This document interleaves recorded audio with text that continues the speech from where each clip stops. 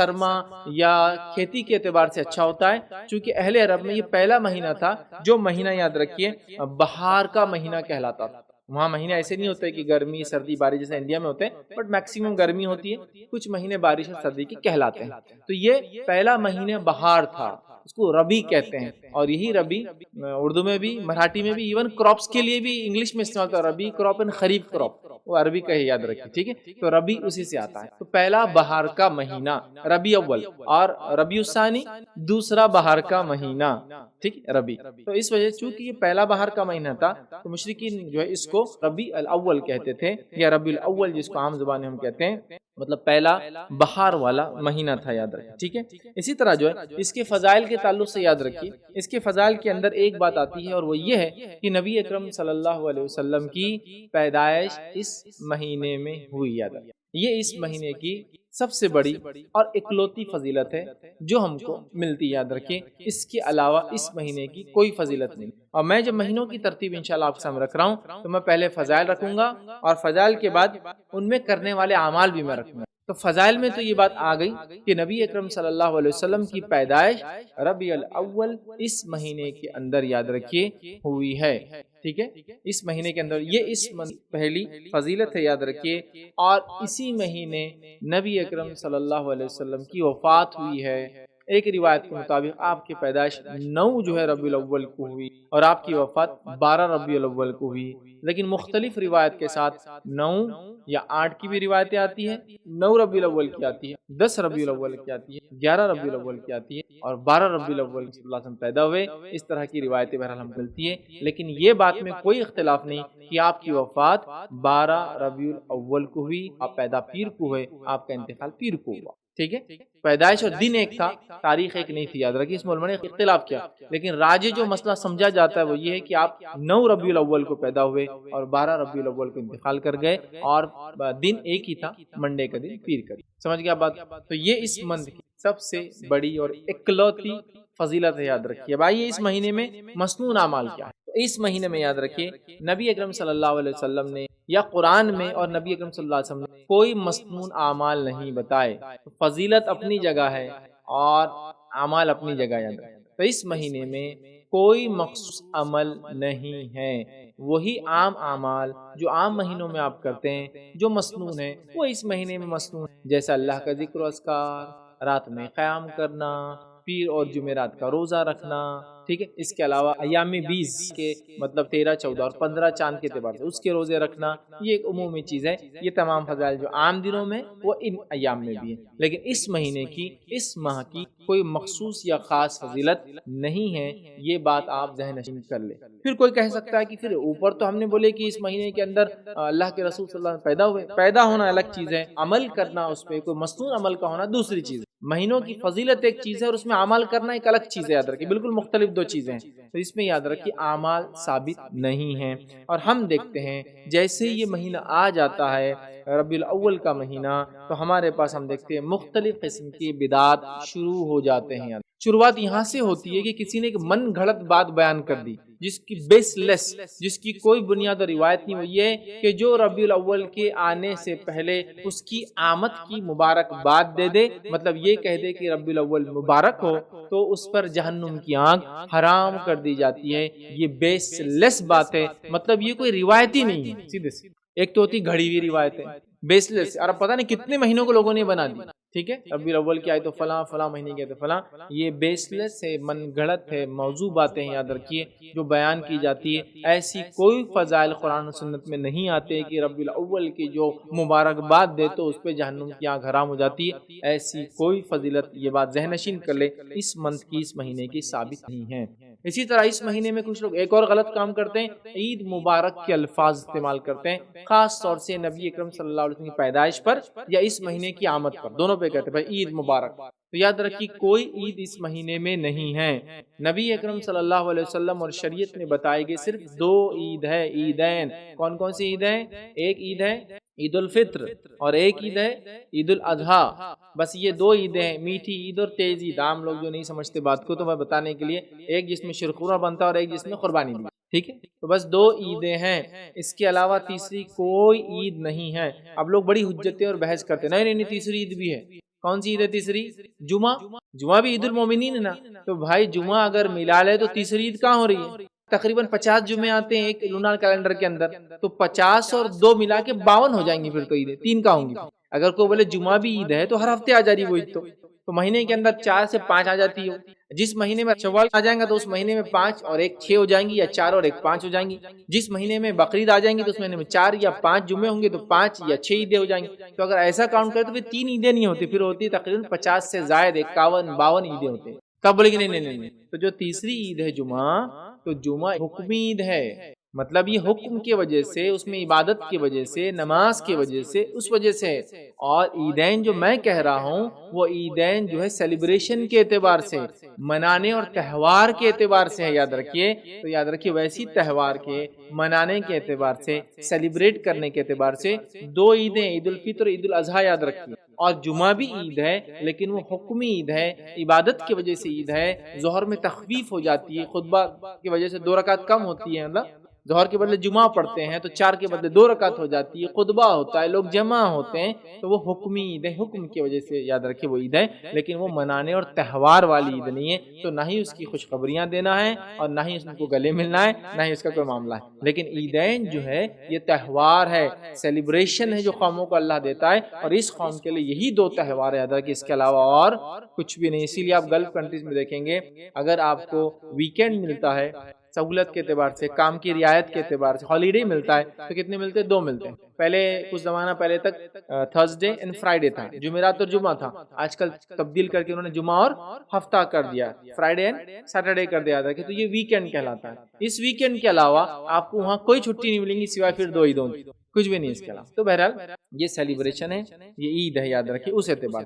تو لوگ عید مبارک کہتے ہیں، عید کے آنے کا اعلان کرتے اس میں، یہ سب غلط ہے، یہ سب بدعت ہے. یاد رکھیے محفلیں جمائی جاتی ہے، جلوس نکالے جاتے ہیں، مخصوص دن میٹھے اور کھانے بنائے جاتے ہیں. اس کے علاوہ مختلف قسم کے پروگرام یا تقریبات کا انعقاد کیا جاتا ہے، جشن آمد منایا جاتا ہے. یاد رکھیے یہ تمام کام، یا پھر اس کے لیے کیا کیا کیا جاتا ہے مجھے تفصیل میں جانے کی ضرورت. جھنڈے لگائے جاتے ہیں، محلے سجائے جاتے ہیں، اور پتہ نہیں کیا کیا ہوتا ہے، کھانے کھلائے جاتے ہیں. یہ تمام کام یاد رکھیے عام اعتبار سے، بغیر کسی مقصد سے کھانا کھلانا یا جمع ہونا، کوئی نیکی کرنا ایک الگ بات ہے، لیکن مخصوص چونکہ کیے جاتے ہیں کسی مقصد کے تحت، یاد رکھیے اس وجہ سے یہ بدعت ہو جاتا ہے. کیونکہ نبی اکرم صلی اللہ علیہ وسلم کی زندگی میں یہ مہینہ 23 بار آیا نبوت کے بعد، اور بغیر نبوت کے اگر کاؤنٹ کریں تو یہ مہینہ نبی اکرم صلی اللہ علیہ وسلم کی زندگی میں 63 بار آیا. ان 63 سالوں میں یا 23 سالوں میں کبھی آپ نے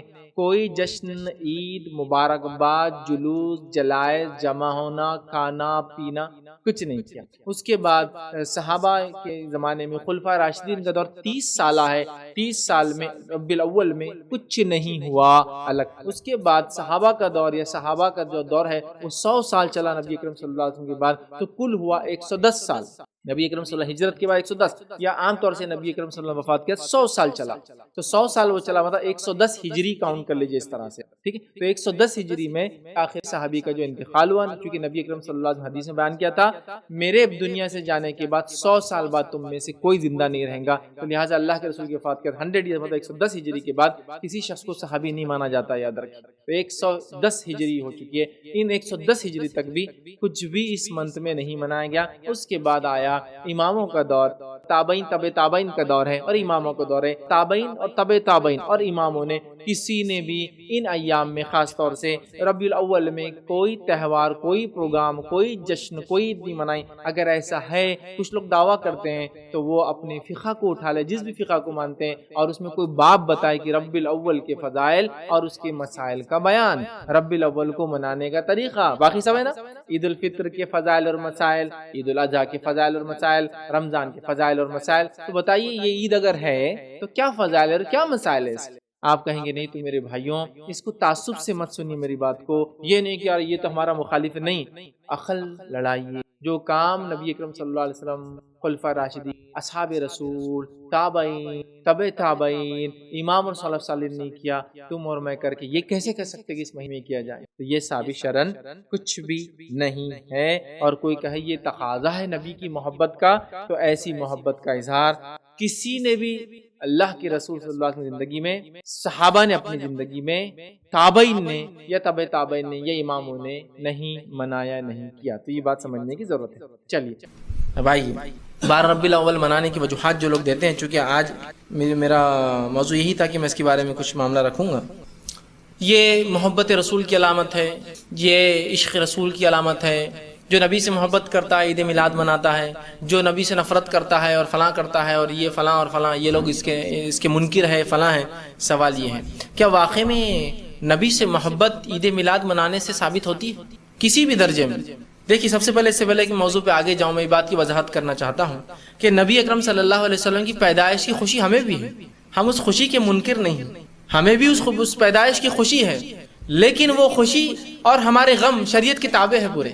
نبی اکرم صلی اللہ علیہ وسلم کی پیدائش کی خوشی کسے نہیں ہے بتائیے؟ ایک منافق اور ایک کافر کو نہیں ہو سکتی. مجھے بھی خوشی ہے اس کی، لیکن میری ہر خوشی اور ہر غم تابع ہے شریعت کے. وہ کہیں گی تو مناؤں گا اور اس کا اظہار کروں گا، وہ نہیں کہیں گی تو رک جاؤں گا، ہے نا؟ ہر خوشی اور غم ہمارے شریعت کے تابع ہے. تو پتہ یہ چلا کہ نبی اکرم صلی اللہ علیہ وسلم خوشی ہر مسلمان کو پیدائش کی. سوال یہ ہے کہ جو آپ بتا رہے محبت رسول کی علامت یہ ہے کہ اس طرح سے اس روز کو منایا جائے، عید منائی جائے، کھانا کھلایا جائے، جلوس نکالے جائے، جلسے کیے جائے اور صدقہ اور خیرات کیا جائے اور پتہ نہیں کیا کیا رسومات، عصر کے بعد سے مغرب تک فلاں اور عشاء کے بعد سے فلاں، فجر سے فلاں، یہ سب کیے جائے. سوال یہ ہے کہ اگر یہ واقعہ میں حب رسول کی علامت ہے، محبت رسول کی علامت ہے، تو نبی سے سب سے زیادہ محبت کرنے والے لوگ کون تھے؟ میں اور آپ؟ نہیں. ہم نے تو کچھ بھی نہیں کیا رسول اللہ صلی اللہ علیہ وسلم محبت جیسی اس کا حق تھا. کیا نہیں کیا نا. ہم کو تو یہ تک سمجھ میں نہیں آتا وہ نبی جس نے ہمیں حکم دے دے کر جو ہے اپنے آپ کو غمزدہ کر لیا، انسانوں تک اپنے اللہ کے احکام پہنچا کر اس کے احکامات بآسانی ہم کو کتابوں کی شکل میں ملتے ہیں. وہ احکامات دیکھ کر کبھی یہ نصیب نہیں ہوتا کہ سوچ کے میں اس پہ عمل کروں گا. ٹھیک ہے، دیکھیں گے، کریں گے، ہوں گا، ابھی کہاں ہوتا ہے، کر لیا جائے گا. یہ معاملہ ہے ہمارا. صحابہ محبت کرتے اس لیے جان دی، مال دیا، پیسہ دیا، بیوی بچوں کو چھوڑا، اپنے سب کچھ قربان کر دیا، ہے نا؟ تو اگر یہ واقعی محبت رسول کی علامت ہے تو بتائیے مجھے کہ کتنے صحابہ نے یہ دن منایا کسی بھی درجے میں. میں اب اس میں کچھ وہ نہیں، کسی بھی درجے میں لسٹ اور ہائیسٹ جس کو بولیں، کم سے کم اور زیادہ، کس صحابی سے ثابت ہے کیا کہ صحابی نے اس دن کو کوئی ذکر کیا، اس دن میلاد کا جلوس کیا، اس دن رسم کیا، اس دن کھانا پکایا، اس دن جو ہے فلاں کیا، اس دن کوئی دعائیں کی، اس دن کچھ بھی کیا؟ مجھے ایک واقعہ دیجیے. ایک واقعے کی محتاج ہے ہم لوگ. مسلمان ہونے کے ناطے ہم تو جو ہے دلیل کے محتاج ہوتے ہیں نا، اللہ کی کتاب کے محتاج ہیں. صحابہ کے آثار آ جائے تو ہم آگے بڑھیں گے، ورنہ ہم تو فل اسٹاپ رہتا لگا دیتے ہیں. اگر یہ محبت رسول کی علامت ہے تو کسی صحابی نے کبھی یہ دن منایا کیا؟ میں یہ سوال کر رہا ہوں. میں کچھ دن پہلے انٹرنیٹ پہ بیٹھا تھا تو ایک صاحب نے لکھا رہے آپ خلاف بولتے ہیں عید میلاد النبی کی. علامہ ابن تیمیہ لکھتے ہیں کہ اگر سلف اس کو منا لیتے تو اس میں کوئی حرج نہیں تھا. میں نے کہا یہی تو خصوصیت اس آدمی کی کہ کیا لکھا ہے اس نے. سلف منا لیتے تو منا سکتے تھے، تب ہمارے لیے جائز تھا. سلف نے منائے نہیں تو ہم کہاں سے منا سکتے؟ جس کو بولتے ہیں یہ گریٹنس ہوتی ہے کہ انسان کی یہی خصوصیت اس کی اعلیٰ درجہ ہوتا ہے کہ وہ کیا لکھ رہے ہیں کہ نبی کی پیدائش، ظاہر سی بات ہے خوشی ہونا چاہیے، مجھے بھی، آپ کو بھی ہونا چاہیے، لیکن ہماری خوشی تابع ہے کسی کی. اس وجہ سے ہم اس کو ویسے نہیں منا جیسے لوگ مناتے ہیں اپنے دل کی حد تک. اور وہ خوشی محبت ہے اور محبت اطاعت ہے. اس اطاعت کر کے ہم بتاتے ہیں کہ ہاں ہم نبی سے محبت کرتے ہیں نا. تو وہ کیا لکھ رہے ہیں ابن علامہ ابن تیمیہ؟ واقعی میں خیال صحیح ہے ان کا. وہ لکھتے ہیں کہ اگر سلف منا لیتے تو کوئی حرج نہیں ہوتا، لیکن سلف نے چونکہ منایا نہیں تو ہم بھی نہیں منا سکتے. مطلب وہ انہوں نے خالی اتنا لکھا، سلف منا لیتے تو کوئی حرج نہیں تھا. میں نے کہا آگے بھی لکھتے کہ یہی تو خصوصیت تھی اس آدمی کی کہ جب لکھ رہا ہے قلم تو یہ کہہ رہے ہیں کہ سلف منا لیتے تو کوئی حرج نہیں، لیکن یہی دلیل ہے کہ نہیں منائے تو تم بھی مت مناؤ میرے بھائی. ان کو حرج نہیں تھا تو انہوں نے نہیں کیا، تو تم کیوں آگے بڑھتے ہو؟ جس چیز میں جب حرج نہیں تھا تو انہوں نے نہیں کیا تو تم کیوں جو ہے ایسا کام کرتے ہو انہوں نے نہیں کیا؟ تو یہی خصوصیت ایک عالم کی. آپ اس کی بات کو سمجھیے، اس پہ غور کیجیے کہ کس طرح سے وہ دلیل لے کر آ رہے اپنی بات کہ سلف کو خوشی تھی اس کی، منا لیتے تو کوئی حرج نہیں تھا، لیکن یہی دلیل ہے کہ انہوں نے نہیں منایا تو ہم بھی نہ منائیں. ٹھیک ہے. تو بہرحال محبت رسول کی کوئی علامت، عشق رسول کی کوئی علامت جلسے جلائس آپ کی پیدائش منانا نہیں ہے میرے بھائی. اگر ہوتا تو صحابہ مناتے اس کو، سب سے پہلے خلفاء راشدین مناتے، اس لیے کہ 2 سسر ہے تو 2 داماد ہیں. ابوبکر صدیق سسر ہے، چلو ان کا زمانہ بڑا کم تھا نہیں منا سکے.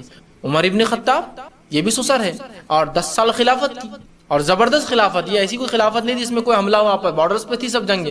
مسلمان حکومت اپنے سینٹر میں آب و تاب پر تھی، اپنے عروج پر تھی. تو کوئی ایسے حالات بھی نہیں تھے کہ ابوبکر صدیق کے زمانے میں جو حالات تھے کہ خود لوگوں نے مرتد ہو گئے تھے بہت سے لوگ اور ان کے خلاف جنگ ہونا، کچھ بھی نہیں، ایک دم سکون بھرے علاقے. اچھا عثمان ابن عفان رضی اللہ کم بیش 10 سے 12 سال اپنے خلافت کی. آپ تو دو دو بیٹیوں سے آپ کا نکاح ہوا ہے نا, انہوں نے کیوں نہیں منایا؟ عشق رسول, محبت رسول نہیں تھا ان کو؟ اچھا, اس کے بعد علی بن ابی طالب رضی اللہ عنہ, بھائی بھی ہے رشتے میں, آپ کے داماد بھی ہے, اپنے رسول سے محبت بھی کرتے ہیں, ان کے بڑے فضائل آتے ہیں حدیث کے اندر, انہوں نے کیوں نہیں منایا میرے بھائی؟ ان کو نہیں سمجھ میں آئی تھی. ارے چلیے, اس کے بعد کے دور میں جو ہے صحابہ 110 ہجری میں آخری صحابی کا انتقال ہوا, 100 سال تک صحابہ رسول اللہ کے بعد جیے, کسی نے منایا کیا؟ اس کے بعد اماموں کا دور آیا اور امام احمد بن حنبل کم و بیش 240 ہجری میں انتقال کر گئے, تو 240 سال گزر گئے, کسی نے نہیں منایا. اس کے بعد کے ادوار میں آپ کو محدثین کا دور ختم ہونے تک 470 ہجری تک بھی آپ کو ایک واقعہ نہیں ملے گا اس کو منایا گیا کبھی. تو سوال یہ, اب کہاں جاؤں میں؟ نہ خیر القرون میں ملتا ہے رسول اللہ کے زمانے میں, نہ صحابہ کے, نہ تابعین کے, نہ اماموں کے, نہ سلف صالحین کے. پھر کہاں سے اس کی دلیل؟ کسی امام نے تک باب باندھنا تھا اپنے فقہ کے اندر, عید میلاد النبی کے فضائل اور مسائل ہونا چاہیے نا, مسلک میں ہونا چاہیے نا, ہر چیز کی دلیل ہوتی ہے. فقہ بھی کوئی چیز ہے نا, ظاہر سی بات ہے, دین کی ایک سمجھ ہے, وہ بھی کہاں ہے, اس میں کوئی باب ہے کسی امام کا؟ تو یاد رکھیے یہ سب خرافات ہے, یاد رکھیے. اس لیے کہ آپ مخالفت میں کر رہے ہیں اللہ کے رسول کی, آپ نے کبھی نہیں کی. نہیں نہیں نہیں نہیں نہیں, آپ غلط ہے, آپ غلط ہے. اللہ کے رسول صلی اللہ علیہ وسلم نے یہ دن منایا. اچھا, کیسے منایا؟ حدیث میں آپ نے فرمایا کہ میں پیر اور جمعرات کو روزہ رکھتا ہوں, اور پیر کو روزہ اس لیے رکھتا ہوں کہ پیر اور جمعرات کو نام عمل اللہ کے پاس پیش ہوتے, اور میں, اللہ نے مجھے پیر کے دن پیدا کیا تھا. دیکھیے دلیل ہے. تو اللہ کے رسول نے سالگرہ, برتھ ڈے, میلاد نہیں منائی, ہفتہ منایا, ہر ہفتے روزہ رکھتے تھے. تو آپ بھی ہر پیر کو منائیے پھر, اور کیسے؟ روزہ رکھ کر, ہے نا. تو آپ پتا چلا کہ اللہ کے رسول نے, اللہ نے چونکہ آپ کو پیدا کیا تھا, اس کے شکر میں ہر اس دن روزہ رکھا جس دن آپ پیدا ہوئے, پیر کا دن, اور اس دن نام اعمال بھی دو باتیں ایک ساتھ ہو گئی تھی, آپ کی پیدائش اور نام اعمال جا رہے تھے اللہ کے پاس, دونوں مکس ہو گئے. تو کہا میں شکر میں کرتا ہوں کہ اللہ نے اس دن پیدا کیا, اور نام اعمال بھی اللہ کے پاس جاتے ہیں. تو ہفتہ منایا نا, آپ سالہ کیوں منا رہے؟ شریعت کی دلیل تو بہت مخصوص ہے نا پھر, اور وہ بھی روزہ رکھ کر, کھا پی کے, ناچ گا کر, جھنڈے لگا کر کہاں منایا آپ نے؟ کھا پی کر نہیں نا, بھوکے رہے آپ, روزہ رکھا کہ اللہ کا شکر مجھے پیدا کیا تھا اس دن, اور نبی بنایا, اور اس دن عام اعمال جاتے ہیں تو امت کو بتانے کے لیے کہ تم بھی روزہ رکھو. تو یہ تو دلیل ہے, روزہ رکھو آپ اس دن نفل, نہ کہ آپ جو ہے پیدائش کا دن نکالو. نہیں نہیں نہیں نہیں, آپ سمجھ نہیں پا رہے ہیں, قرآن میں بھی اس کا حوالہ ہے. ماشاء اللہ, قرآن آ گیا تو پھر جی اب جھک جانا پڑتا آدمی. جی بتائیے, قرآن میں ہے کہ تو انہیں چاہیے, اللہ رب العزت قرآن کے نزول کی طرف فرماتا ہے, تو ہم نے اپنی کتاب کو نازل کیا تو انہیں چاہیے کہ اس کے جو ہے خوشی منائیں. کسی خوشی منائیں؟ قرآن کے نازل ہونے کی. تو قرآن کے نازل ہونے کی خوشی, تو قرآن جس پہ نازل ہو اس کی پیدائش کی خوشی. سبحان اللہ, دلیل مل گئی. اور نعرے فلاں, نعرے فلاں, لیکن نعرے ضروری ہے. بات سمجھ میں آ گئی نا. اللہ نے فرمایا کہ ہم نے قرآن کو نازل کیا, تو لہٰذا سورہ یونس کی آیت ہے, انہیں چاہیے کہ خوشی منائیں. تو جب قرآن کے نازل ہونے پہ خوشی, تو جس پر اترا اس کی خوشی, اوہ پھر تو بس جھوم اٹھتی پوری مجلس ہے نا فلاں. اس لیے کہ آپ کو سمجھنے دینا ہی نہیں ہم نے, جب تک آپ ہماری جیبیں بھر رہے ہیں, ہمارا پیٹ بھر رہے ہیں, تو ہم نے آپ کو سمجھنے دینا ہی نہیں ہے. سمجھ رہے ہیں بات کو؟ جاننے والوں نے آپ کو سمجھنے دینا ہی نہیں کہ کیا ہے, بس آپ لگے رہیے بس نعرے واروں کے اندر, کچھ مت سمجھیے. تو لگ گئے اس میں.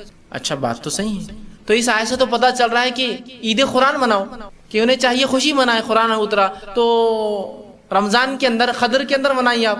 قدر کی رات قرآن اترا نا, وہ چاہے 21 کی تھی, 23 تھی, 25, 27, تو 5 راتیں مناؤ, اور ماشاءاللہ منا ہی رہے ہم, تو خوشی منا ہی رہنا. ان راتوں کو جا کر اللہ کی عبادت کر رہے ہیں, اور اللہ نے ایک تحفہ دیا ہے نا, تو وہ خوشی اس معنی میں. دوسرا, صحابہ نے شاید تو کیسا سمجھا میرے بھائی, صحابہ نے کہ اللہ کے رسول نے کبھی منائی کیا عید کی, قرآن نازل ہونے کی خوشی؟ یا کبھی صحابہ نے یہ کہا کہ اس آیت سے یہ نہ معلوم ہوتا ہے کہ قرآن اترنے کی خوشی منائی جائے, اور جس پہ قرآن اترا اس کی خوشی اس سے زیادہ؟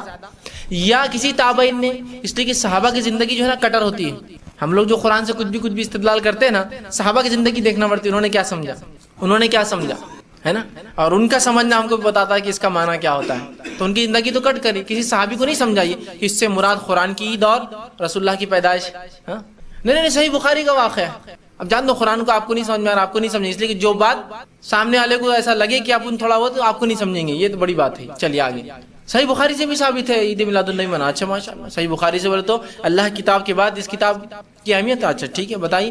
تو صحیح بخاری کی روایت ایک صاحب دینے لگے کہ عید میلاد النبی منانا افضل ہے, اس کا ثواب ہے, اس دن مغفرت ہوتی ہے. وہ کیسے؟ بہت بڑے ڈاکٹر صاحب وہ بھی ٹی وی پہ آتے ہیں, بیچارہ اللہ رحم کرے ان پر. وہ شروع دلیل دے رہے ہیں. کیا دلیل ان کی؟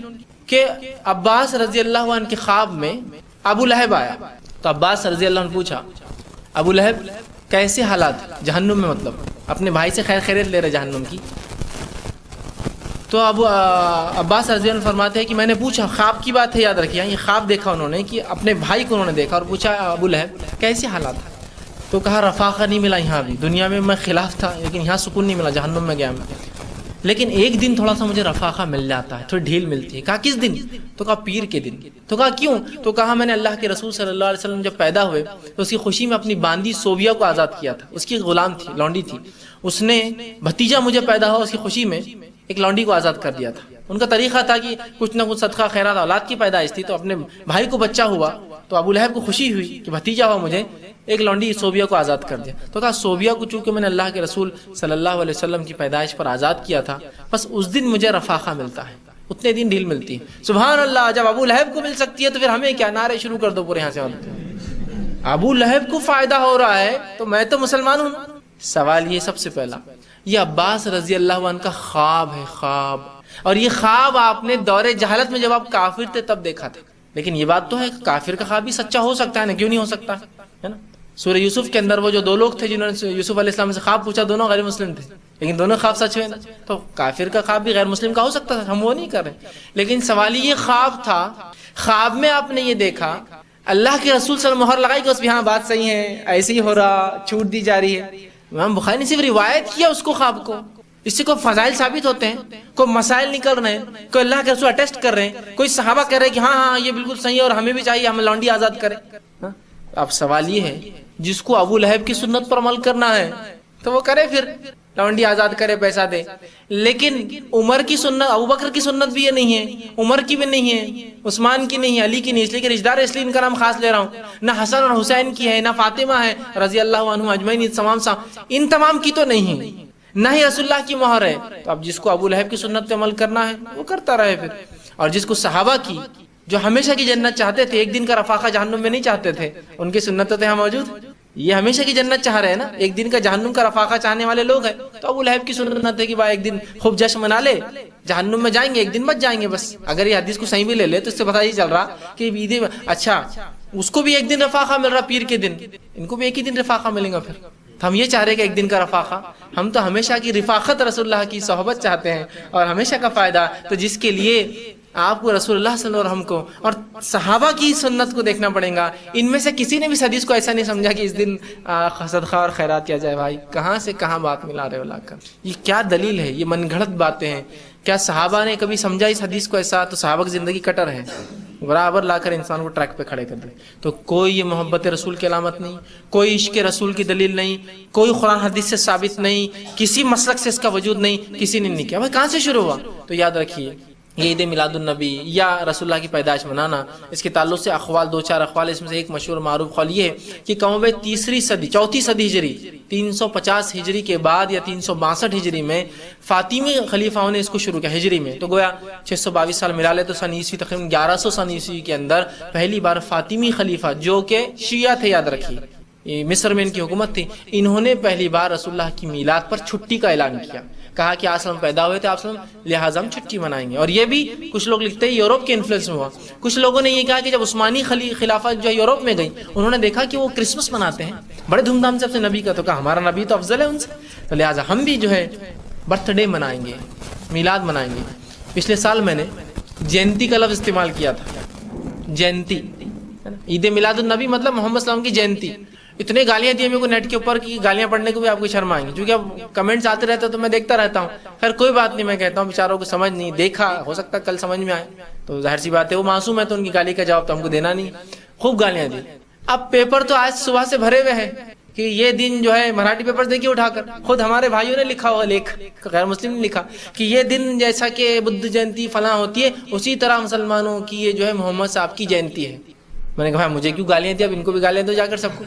اب مان لیا آپ نے جینتی، تو میں نے صحیح کہا تھا یہ جینتی ہے بھائی، آپ جو منا رہے جینتی ہے۔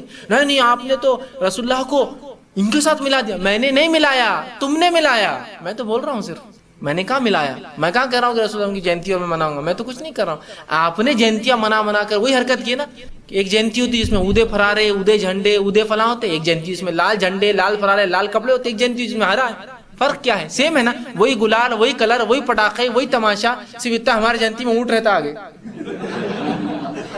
چھوٹے موٹے لوگ پیدل چلتے، گاڑیوں پہ چلتے۔ بڑی قوم ہے تو بڑا کچھ تو پہچان الگ ہوگی نا. ہاتھی رہتے ہمارے جینتیوں میں نا, ایک پتہ نہیں ایک بار ہاتھی بھی لائے تھے کسی نے جلوس میں. تو میں نے کہا میں نے کیا غلط بولا میرے بھائی, سب دنیا میں جینتی ہوتی ہے. کرشن کی جینتی آپ ساؤتھ انڈیا میں دیکھو, ہاتھیاں, گھوڑے, اونٹ, پیادے ہے نا, پورے لے کے ایک رتھ لے جاتے ہیں, پورا سین وہ پانی میں سے کیسے پورا مناتے ہیں. تم نے بھی وہی کیا. ابھی شروعات ہے اور ہمارے بڑے شہروں میں ہو گیا, یہ آگے آپ دیکھیں گے یہ سب ہوگا.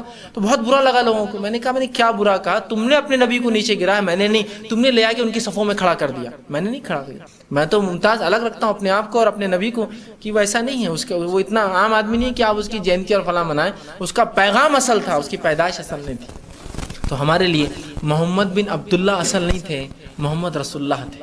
یہ ہے صلی اللہ علیہ وسلم, یہ اصل تھا ہمارے لیے. تو آپ کی پیدائش معنی نہیں رکھتی, آپ کا پیغام معنی رکھتا ہے. یقیناً پیدائش کی خوشی مجھے بھی ہے اور وہ خوشی ہر مومن کو ہوتی ہے, لیکن وہ خوشی کا طریقہ شریعت کے مطابق جیسے صحابہ نے کیا, کوئی اظہار نہیں, کچھ نہیں, بس نبی اللہ نے دیا تھا, بس اس کی خوشی دل میں سب کو ہے اور ہونا چاہیے.